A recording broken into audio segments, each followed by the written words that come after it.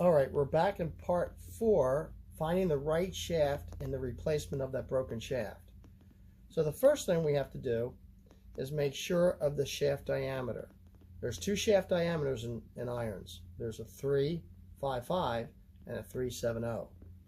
Now you can mic it out and figure it out. You might not have a mic. So let's just take the shaft itself in its raw form and put the tip into the hosel, and you'll notice all that slop. So I know that this is a 355 tip going into a 370. It's not going to fit. You could shim it, but we don't recommend that. Better idea here.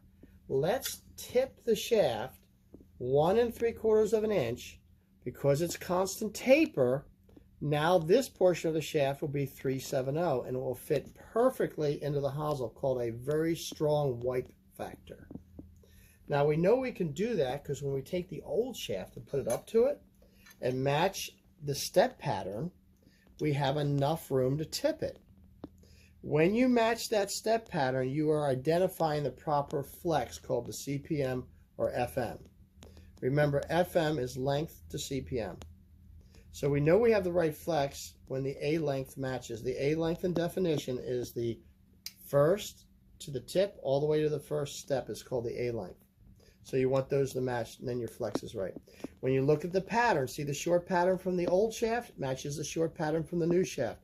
So we know it's a lightweight steel shaft. It's a 3-ounce shaft.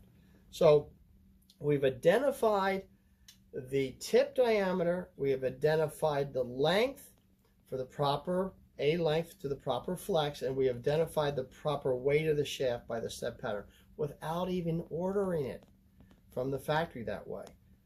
So now I'm going to tip this 1 3/4 of an inch, take the 355 to a 370. We're going to have a snug fit. The A length is going to match for the flex matching, and we know that it's the right weight shaft. Now all we have to do is blow this grip off and put it on there, and now we have a shaft. When it goes back into the original set, no one will ever know that it's been replaced because I'm going to save the furl. That's in part 5. Come to Loud and Golf. We know what's going on.